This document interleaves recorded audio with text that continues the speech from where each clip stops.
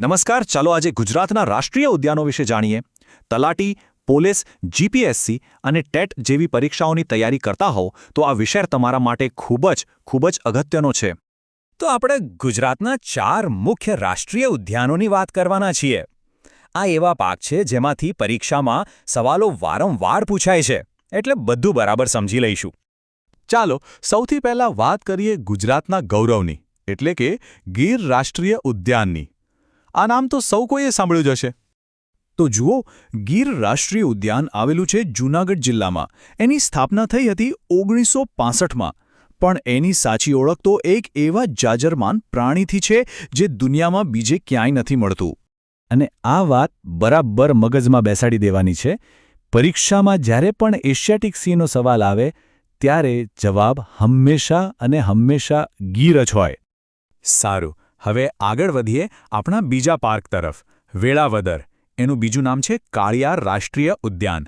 પરીક્ષા માટે આ બંને નામ યાદ રાખવા જરૂરી છે હો.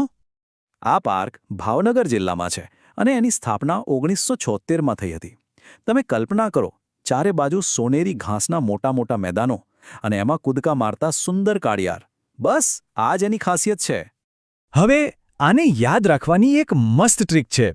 બસ આ 3 શબ્દોને એક સાથે જ જોડી દો: કાળિયાર, વેળાવદર અને ભાવનગર. ક્યારેય ભૂલ નહીં પડે.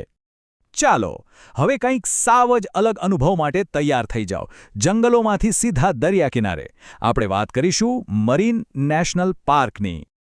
તો આ પાર્ક જામનગર જિલ્લામાં છે, જે 1982માં બન્યો હતો. એની ઓળખ છે પાણીની અંદરની અદ્ભુત દુનિયા, એની રંગબેરંગી જીવસૃષ્ટિ. અને હા, અહીંયા એક સૌથી મહત્વની વાત આવે છે. આ ખાલી એક દરિયાઈ પાર્ક નથી. આ ભારતનો સૌપ્રથમ એટલે કે નંબર 1 મરીન નેશનલ પાર્ક છે. આ હકીકત પરીક્ષામાં ઘણીવાર પૂછાઈ છે. ચાલો હવે આપણી સફરના છેલ્લા પડાવ પર પહોંચીએ. દક્ષિણ ગુજરાતના ગાઢ લીલાછમ જંગલોમાં, એટલે કે વાંસદા રાષ્ટ્રીય ઉદ્યાનમાં. વાંસદા રાષ્ટ્રીય ઉદ્યાન નવસારી જિલ્લામાં આવેલું છે.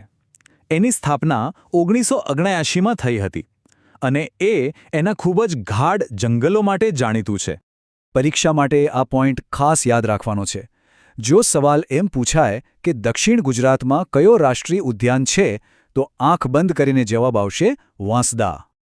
તો બસ આપણે ગુજરાતના 4 મુખ્ય રાષ્ટ્રીય ઉદ્યાનોની સફર કરી લીધી. હવે સમય છે એ જોવાનો કે આપણને કેટલું યાદ રહ્યું. ચાલો એક નાનકડી ચેલેન્જ લઈએ. પણ ચેલેન્જ પહેલા આ રહ્યું એક ઝડપી રિવિઝન. એક નજર ફેરવી લો આ ટેબલ પર, એટલે બધું ફરીથી તાજું થઈ જાય. સવાલ નંબર 1. યાદ કરો બધાની સ્થાપનાનું વર્ષ.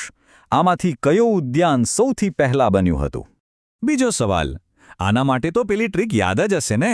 એ તમને સાચો જવાબ શોધવામાં ચોક્કસ મદદ કરશે. સવાલ નંબર 3. કયો જિલ્લો છે જે ભારતનો સૌપ્રથમ દરિયાઈ ઉદ્યાન હોવાનું ગૌરવ ધરાવે છે? વિચારો. ચોથો સવાલ એકદમ સહેલો છે. એશિયાના સિંહોનું દુનિયામાં એકમાત્ર ઘર કયું છે? અને હા, છેલ્લો સવાલ. એ ગાઢ જંગલોવાળો પાર્ક ક્યાં આવેલો છે? એનું ખાસ ભૌગોલિક સ્થાન કયું છે? તો આ હતી આજની ચેલેન્જ. તમારા જવાબો નીચે કોમેન્ટમાં જરૂરથી લખજો. અને હા, એ પણ જણાવજો કે આગળ કયા વિષય પર વાત કરવી છે.